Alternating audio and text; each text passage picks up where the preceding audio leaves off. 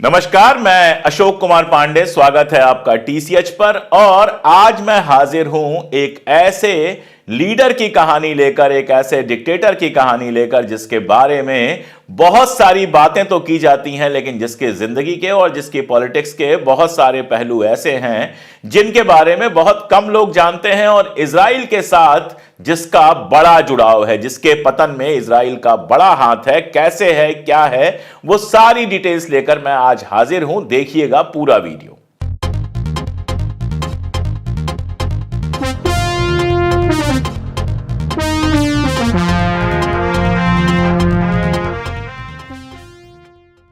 Africa में बहुत सारे करिश्माई नेता हुए हैं, बिल्कुल अलग। ईदी अमीन के बारे में एक बार मैंने बात की थी, और भी बहुत सारे लीडर्स हुए हैं, लेकिन जितना रहस्य मोहम्मद गद्दाफी को लेकर है उतना शायद ही किसी को लेकर हो। उसको एक ब्रदर लीडर यानी भाई नेता के रूप में जाना जाता था, और गद्दाफी ने 1969 में एक तख्ता पलट किया था, एक रिवॉल्यूशन किया था जिसमें एक बूंद भी खून नहीं गिरा था। और 1969 से लेकर 2011 यानी 2011 तक उसने नॉर्थ अफ्रीका के लीबिया नाम के देश पर नेतृत्व किया। लीबिया के बारे में अगर आप जाएंगे डिटेल में, तो लीबिया की हिस्ट्री यह है कि सेकेंड वर्ल्ड वॉर तक लीबिया इटली की एक कॉलोनी थी, यानी इटली का इसके ऊपर अधिकार था। जब मुसोलिनी हार गया सेकेंड वर्ल्ड वॉर में, उसके बाद लीबिया फ्री होता है। अब गद्दाफी का जो पूरा शासनकाल था वो बड़ा मजेदार था। एक तरफ ऐसे लोग थे जो उनको सपोर्ट करते थे, जो उनकी बहुत इज्जत करते थे, बहुत तारीफ करते थे। दूसरी तरफ ऐसे लोग थे जो उनसे नफरत करते थे, जो लोग उनको बिल्कुल भी पसंद नहीं करते थे। शानदार कपड़े, शानदार चश्मे, और इकलौता नेता जिसके जो अंगरक्षक थे, सिक्योरिटी थी, उसमें महिलाएं होती थीं। ये गद्दाफी का जो पूरा का पूरा पर्सनालिटी थी उनकी, उसको स्पेशल बनाता था। गद्दाफी को जहां दक्षिण अफ्रीका के राष्ट्रपति नेल्सन मंडेला ने अफ्रीकी आजादी की लड़ाई के समर्थन के लिए, अफ्रीका में जो भी आजादी की लड़ाइयां चल रही थी उनके समर्थन के लिए गले लगाया था, वहीं रोनाल्ड रीगन जो अमेरिका का राष्ट्रपति हुआ करता था उस जमाने में, उसने कहा था कि वो मध्य पूर्व का पागल कुत्ता है।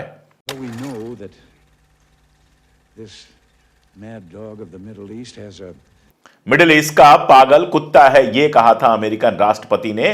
कारण यह था कि पश्चिम को लेकर उसका जो रुख था वो काफी दुश्मनाना था।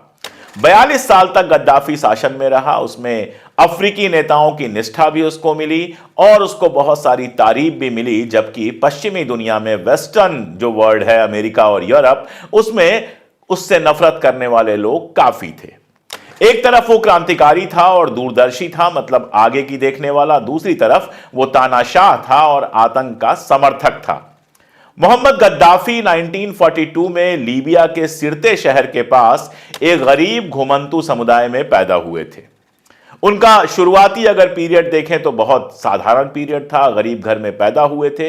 लेकिन यंग पीरियड में ही, जब वो यंग थे, पढ़ने लिखने का शौक उनको बहुत था, और उन्होंने फ्रांस के उस समय जो राष्ट्रपति थे चार्ल्स डिगाले और चीन के चेयरमैन माओ, ऐसे नेताओं से प्रेरणा ली थी। लेकिन उनके सबसे बड़े आदर्श थे, पॉलिटिकल आदर्श थे, मिस्र के राष्ट्रपति गमाल अब्देल नासिर।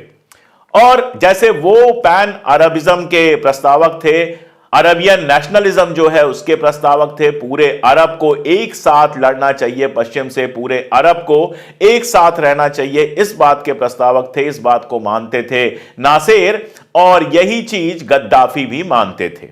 इसीलिए गद्दाफी जब लीबिया के रॉयल एकेडमी ऑफ बेगांजी में पढ़ाई कर रहे थे तो उन्होंने एक मूवमेंट बनाया था जिसका नाम दिया था फ्री यूनियनिस्ट ऑफिसर्स मूवमेंट। यह एक रिवोल्यूशनरी ऑर्गेनाइजेशन था जिसका उद्देश्य यह था कि पूरे अरब को एक साथ लेकर चलना है। सितंबर 1969 में 28 साल के थे गद्दाफी। उनके साथ उनके साथी थे, क्रांतिकारी साथी थे, जिन्होंने जो वहां का राजा था इद्रिस, उसके राजशाही को पूरी तरह से खत्म कर दिया। और जैसा मैंने बताया, इसमें एक बूंद खून नहीं गिरा। सत्ता संभालने के बाद गद्दाफी ने नासिर के पैन अरबिज्म के सपने को साकार करने का बीड़ा उठाया। 1970s में आप देखते हैं कि उन्होंने अरब और इस्लामिक जो अफ्रीकी कंट्रीज थी उनके बीच पॉलिटिकल एकता साबित करने का, पॉलिटिकल एकता उनके बीच में हो जाए, इसकी कोशिश की। हालांकि यह कोशिश सफल नहीं हुई। आप जानते हैं कि मिडिल ईस्ट में अमेरिका का जिस तरह से दखल रहा है वो पैन अरबिज्म के बेहद खिलाफ रहा है, तो यह कोशिश सफल नहीं हुई। आप जानते हैं अच्छी तरह से कि कतर हो, सऊदी अरबिया हो या इस तरह के देश हो, वो ऐसी किसी भी कोशिश में कभी भी शामिल नहीं हुए। उसके बाद उन्होंने पैन अरबिज्म का ख्वाब छोड़ दिया और पैन अफ्रीकनिज्म को अपनाया, यानी अफ्रीका की जो कंट्रीज हैं उनको एक साथ लेने की बात की। उसने किताब भी लिखी, अपना जो पॉलिटिकल फिलॉसफी था उसको 3 पार्ट में उसने पब्लिश कराया और इसको कहा जाता है ग्रीन बुक। यह कहा जाता है कि जब गद्दाफी का शासन था तो ग्रीन बुक लीबिया के हर आदमी के लिए रखना जरूरी था और उसको पढ़ना जरूरी था। वहां के यूनिवर्सिटीज और कॉलेजेस में भी ग्रीन बुक पढ़ाई जाती थी। इसमें जो बेसिक था वो थर्ड यूनिवर्सल थियरी थी, जो उसके हिसाब से एक आदर्श समाज था।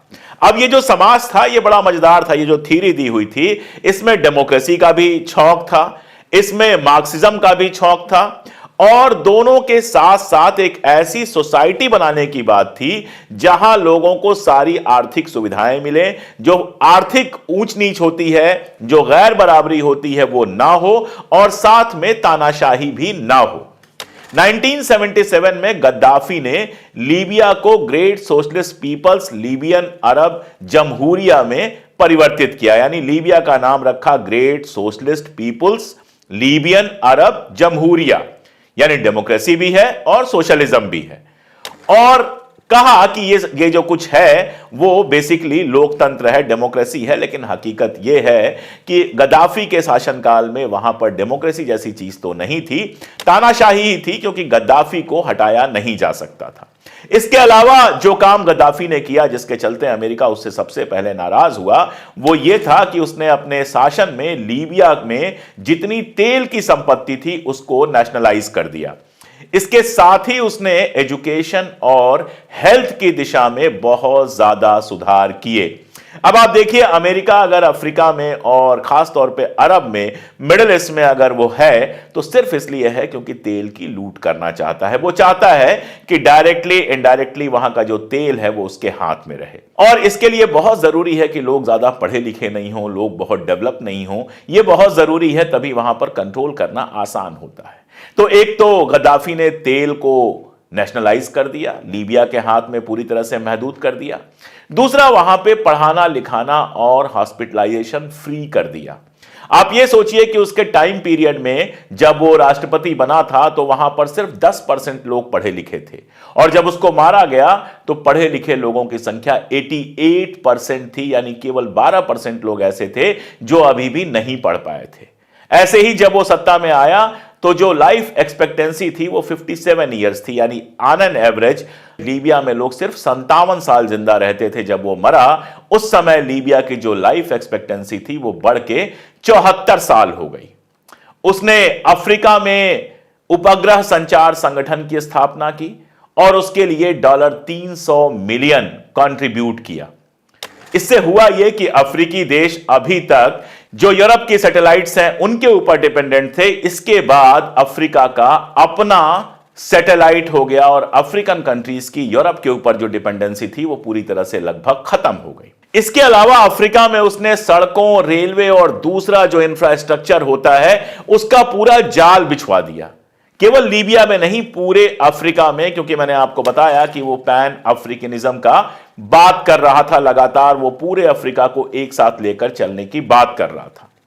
उसके राज्य में कोई भूखा नहीं सोता था, सरकारी सिस्टम था, जो भी वहां चाहे आकर खाना ले सकता था। कोई बीमार पड़े तो इलाज बिल्कुल मुफ्त हुआ करता था। जो बच्चे स्कूलों में और कॉलेजों में पढ़ते थे वो एजुकेशन बिल्कुल फ्री थी। इसके अलावा जो यतीम होते थे उनको पालने की जिम्मेदारी स्टेट की थी। यानी अगर आप देखें कि लोगों को कितनी सुविधा मिल रही थी, तो उस जमाने में गद्दाफी के लीबिया में लोगों को जितनी सुविधा मिल रही थी उतनी सुविधा तो उस जमाने में यूरोप के कई मुल्कों में भी नहीं मिल रही थी। आप कह सकते हैं कि गद्दाफी ने लीबिया से गरीबी के जितने सारे अभिशाप होते हैं उनको लगभग पूरी तरह से खत्म कर दिया।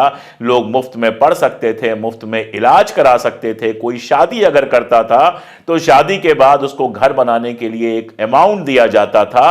अगर नौकरी नहीं मिलती थी तो राज्य की तरफ से, स्टेट की तरफ से मंथली उनको कंपनसेशन मिलता था। यह कंडीशन थी गद्दाफी के लीबिया की। लेकिन गद्दाफी की जो प्रॉब्लम थी, कर्नल मुअम्मर गद्दाफी की जो प्रॉब्लम थी, वो प्रॉब्लम हुई इजराइल से, और वो बड़ी प्रॉब्लम थी। शुरू से ही गद्दाफी जब पैन अरबिज्म की बात कर रहे थे तब भी, और जब पैन अफ्रीका की बात कर रहे थे तब भी, इजराइल के वो लगातार खिलाफ रहे। उन्होंने घोषणा की कि इजराइल अरब और इस्लामी देशों का दुश्मन है। यही नहीं, वो लगातार पीएलओ को सपोर्ट कर रहे थे, जो पैलेस्टीनियन लिबरेशन ऑर्गेनाइजेशन था, उसको लगातार सपोर्ट कर रहे थे। और उसके अलावा भी जो ग्रुप्स थे जो इजराइल के खिलाफ लड़ रहे थे, उनको भी उन्होंने फाइनेंशियली सपोर्ट किया, हथियार भेजे, और इजराइल को कहा कि यह एक इल्लीगल स्टेट है, यह एक अवैध राज्य है। इसके अलावा 1917 और 1980s को आप देखें तो पीएलओ का अगर कोई सबसे बड़ा सपोर्टर दुनिया में था तो उसमें एक गद्दाफी था, जिसने कई बार शेल्टर दिया, पैसे लगातार दिए, हथियार दिए, और लगातार अपील की कि इजराइल के खिलाफ अरब देश एक साथ आए। अब आप जानते हैं कि जो ही कोई इजराइल के खिलाफ होता है वो अमेरिका के भी खिलाफ हो जाता है, अमेरिका उसका दुश्मन बन जाता है। 1973 में आपको पता होगा यौम किपर वार हुई थी। उस वार में गद्दाफी ने इजराइल के खिलाफ मिस्र और सीरिया को सपोर्ट किया था, इजिप्ट और सीरिया को सपोर्ट किया था गद्दाफी ने। जाहिर है अमेरिका और ज्यादा नाराज हुआ। इसके अलावा 1978 में जो कैंप डेविड समझौता हुआ था, उसकी भी मुखालिफत गद्दाफी ने की थी। गद्दाफी का कहना था कि इजराइल का होना ही इलीगल है, वो पूरी की पूरी जमीन फलस्तीन को मिलनी चाहिए। और बीच में उसने प्रपोजल दिया था कि इजराइल और फलस्तीन को मिलाकर इसरातीन नाम का एक देश बनाया जाए, जिसमें यहूदियों को और मुसलमानों को दोनों को बराबर पावर मिले, दोनों वहां पर बिल्कुल हक के साथ रह सकें। उसको यहूदी नेशन जो बना के इजराइल ने रखा है उसको खत्म किया जाए। लेकिन जाहिर है कि इस प्रस्ताव को किसी ने नहीं माना, ना तो अरब मुल्क इसके लिए सहमत हुए, ना इजराइल इसके लिए सहमत हुआ। तो ये कोई बात आगे नहीं चल सकी। लेकिन लगातार जो इजराइल के खिलाफ गद्दाफी रहे, उसके चलते अमेरिका और यूरोप में उनके खिलाफ दुष्प्रचार लगातार होते रहे। मैं ये नहीं कह रहा कि गद्दाफी के यहां कोई प्रॉब्लम ही नहीं थी, गद्दाफी के यहां बहुत सारी प्रॉब्लम्स थी। लेकिन वो प्रॉब्लम्स, मैंने पिछली बार भी जब सद्दाम पे बात की थी तो मैंने ये नहीं कहा था कि सद्दाम कोई देवता था। सद्दाम ने शिया लोगों को मरवाया था, सद्दाम ने कुर्द लोगों को मरवाया था, कई सारे जंगों में शामिल हुआ था, तानाशाह था, ये सब सच है। लेकिन क्या यही सब अरब के दूसरे मुल्कों के लिए सच नहीं है? क्या उन मुल्कों में तानाशाहियां नहीं है? क्या सऊदी अरब में तानाशाहियां नहीं है? क्या सऊदी अरब के जो क्राउन प्रिंस हैं उनके ऊपर एक पत्रकार की हत्या के आरोप नहीं लगे हैं? क्या कतर में ऐसे आरोप नहीं लगे हैं? ये तानाशाहियां तो अरब और अफ्रीका के तमाम मुल्कों में हैं। लेकिन जो मुल्क अमेरिका और इजराइल के पीछे खड़े रहते हैं उनको लेकर अमेरिका कुछ नहीं कहता। जिन मुल्कों में अमेरिका और इजराइल के खिलाफ नीतियां बनती हैं वो दुश्मन हो जाते हैं। हालांकि गद्दाफी के बारे में यह है कि कई बार उसके यूरोप के नेशन से अच्छे रिश्ते भी रहे हैं, यूरोपियंस उसके यहां आते रहे हैं, यह सारा कुछ हुआ है। लेकिन कुल मिलाजुलाकर चूंकि वो खिलाफ था इजराइल के, इसलिए यह पहला मुद्दा था जिसकी वजह से अमेरिका उसके खिलाफ था। इसके साथ उसने कुछ और कदम उठाए। उसने अफ्रीकी सरकारों से यूनाइटेड स्टेट्स ऑफ अफ्रीका बनाने का आह्वान किया, यूनाइटेड स्टेट्स ऑफ अमेरिका की तर्ज पर। इसमें एक कॉमन आर्मी होनी थी, एक ही करेंसी होनी थी, जैसे यूरो करेंसी है उन कंट्रीज की, यूरोप के जो यूरोपियन यूनियन में शामिल हुए हैं, वैसे ही एक सिंगल करेंसी बनाने की बात हुई। और एक सिंगल पासपोर्ट की भी बात इसमें शामिल थी कि पूरे अफ्रीका का एक ही पासपोर्ट होगा। और इस बात को साबित करने के लिए उसने फाइनेंशियल खर्च भी बहुत किया। यह जो उसकी कोशिश थी, इसी की वजह से अफ्रीकन यूनियन बना, जो 2002 में सामने आता है, और अफ्रीकन यूनियन एक बड़ी ताकत बन के उभरा। अब अफ्रीकन यूनियन का जो ये पूरा का पूरा प्रोसेस था, इसकी ज्यादातर जो मीटिंग्स थी वो लीबिया में हुई। इसके अलावा साउथ अफ्रीका, नाइजीरिया, इन सारी कंट्रीज में भी इसकी मीटिंग हुई। अब इसके बाद अफ्रीकन यूनियन का एक संविधान बनाया गया। इसमें एक अफ्रीकन मौद्रिक कोष, जैसे इंटरनेशनल मॉनेटरी फंड है वैसे ही एक अफ्रीकन मॉनेटरी फंड, अफ्रीका का अपना एक सेंट्रल बैंक और अफ्रीका का अपना एक इन्वेस्टमेंट बैंक वगैरह बनाने की बात थी। अब ये जो पूरा का पूरा मामला था, ये भी अमेरिका और इजराइल के लिए मुश्किल पैदा करने वाला मामला था, क्योंकि अफ्रीका वो सोने की खदान है जिसको अमेरिका अपने हिसाब से लूटता रहा है। इसीलिए आज आप देखेंगे सूडान में बवाल चल रहा है, और भी कंट्रीज में अफ्रीका के लगातार बवाल चलता रहता है और लोग मारे जाते रहते हैं, क्योंकि अमेरिका और CIA लगातार वहां पर हस्तक्षेप करते हैं और अपने पसंद की सरकारें बनाने की कोशिश करते हैं। ऐसे में अगर पूरा अफ्रीका पैन अफ्रीकन जो नीतियां थी उनके तहत एक बड़ी कंट्री में बदल जाता, एक बड़े ब्लॉक में बदल जाता, तो यह अमेरिका के लिए काफी मुश्किल होता। इसीलिए देश और विदेश में काफी उसके दुश्मन बन गए। देश के अंदर जो दुश्मन बने उसका एक और कारण था। जो भी खड़ा हुआ गद्दाफी के खिलाफ, या तो उसको मार दिया गया, या उसको गायब करवा दिया गया, या फिर वो कहां चला गया किसी को पता नहीं चला। 1996 में अबू सलीम जेल में एक नरसंहार हुआ था, जिसमें कहा जाता है कि 1200 कैदियों को मार दिया गया था। ये सारे वही लोग थे जो गद्दाफी की मुखालिफत करते थे। अब जो उसकी ये महत्वाकांक्षाएं थी पैन अफ्रीकन, उसके कारण जैसा मैंने बताया कि अमेरिका बेहद नाराज हुआ। 1970s में गद्दाफी ने चाड के ऊपर हमला किया और वहां एक आवाजो पट्टी है, उस पर कब्जा करने की कोशिश की, हो नहीं पाया। वहां पर अमेरिका और फ्रांस के सैनिकों को तैनात कर दिया गया। 1977 में गद्दाफी ने मिस्र के जो राष्ट्रपति थे अनवर सादात, उनके साथ एक समझौता करना चाहा ताकि पॉलिटिकल यूनिटी हो सके, लेकिन सादात उसके लिए तैयार नहीं थे, जिसके बाद उसने मिस्र के ऊपर आक्रमण कर दिया और यह बहुत लंबा नहीं चला, लेकिन यह भी एक जंग चली। इसके अलावा गद्दाफी ने ईदी अमीन का सपोर्ट किया, हालांकि अपने घर रखा नहीं, लेकिन भागकर तो ईदी अमीन सबसे पहले गद्दाफी के पास ही आया था और उसको पैसे और बाकी सारी चीजें मुहैया करा के उसको बाद में सऊदी अरबिया भेज दिया गया था। तंजानिया युगांडा का जो वार हुआ था उसमें भी ईदी अमीन की मदद के लिए उसने सैनिक भेजे थे, जिसमें लगभग 600 लीबियाई सैनिक मारे गए थे। इन सारी चीजों को लेकर अंदर अंदर भी गुस्सा चल रहा था। 1970s से लेकर 1990s के बीच में देखें तो गद्दाफी ने इरिट्रिया, जिम्बाब्वे, सियरा लियोना, इन सारी जगहों पर कई सारे नेताओं का सपोर्ट किया। 2008 में उसको किंग्स ऑफ अफ्रीका का खिताब दिया गया, जिससे जो अफ्रीका के ट्रेडिशनल राजा थे उनके बीच में विवाद पैदा हो गया। उन्होंने उसको किंग ऑफ किंग्स मानने से इंकार कर दिया। दरअसल अगर अंदर की बात देखें तो अफ्रीका के अंदर इन सब के बावजूद वो बेहद पॉपुलर था, लेकिन उसकी सारी प्रॉब्लम तभी हुई, जैसा मैंने आपको बताया, जब उसने PLO और उन ऑर्गेनाइजेशंस को सपोर्ट किया जिसको अमेरिका उस जमाने में आतंकवादी कहता था। 1988 में लाकरबी बमबारी हुई थी। 1989 में फ्रांस के विमान में एक बम विस्फोट हुआ था, और इन सब के लिए जिम्मेदार अगर ठहराया गया था तो कर्नल गद्दाफी को ठहराया गया था। 2011 में आप जानते हैं अरब में एक बड़ा चेंज लाने के लिए अरब स्प्रिंग मूवमेंट होता है, और उस अरब स्प्रिंग मूवमेंट में किसी भी तरह से गद्दाफी को हटाने के लिए अमेरिका बजिद हो जाता है। हालांकि मिसेस क्लिंटन कुछ समय पहले ही लीबिया के जो राष्ट्रपति थे गद्दाफी उनके बेटे से मिली थी, और काफी सारा कहा जाता है कि उनको कहा था कि आपके साथ कुछ नहीं किया जाएगा, लेकिन गद्दाफी को खत्म करने के लिए बाकायदा नाटो की आर्मी भेजी गई। नाटो की आर्मी जब गई तो कहा गया, गद्दाफी से लोगों ने कहा कि आप मुल्क छोड़ के चले जाइए, और कई सारे मुल्क थे जहां पर वो छोड़कर जा सकता था, लेकिन गद्दाफी ने यह तय किया कि वो किसी भी हाल में अपना मुल्क छोड़ के नहीं जाएगा, चाहे भले वहीं मार दिया जाए, लेकिन जिंदा वो लीबिया में रहा है और लीबिया में ही मारा जाएगा। और वही हुआ।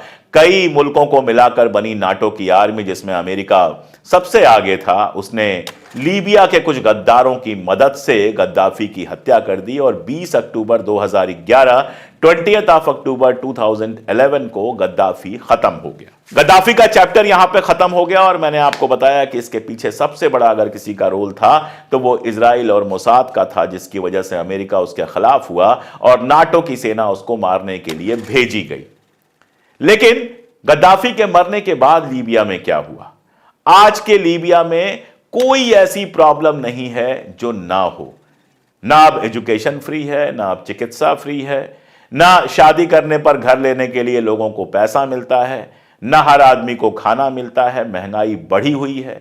इसके अलावा तस्करी वहां पर जबरदस्त होती है, आतंकवाद वहां पर जबरदस्त है। 2011 में गद्दाफी मरा, आज हम 2024 में बैठे हुए हैं। इन 13 सालों में लीबिया की हालत बद से बदतर हुई है। हां, हुआ बस यही है कि अब लीबिया से फलस्तीन को सपोर्ट नहीं मिलता।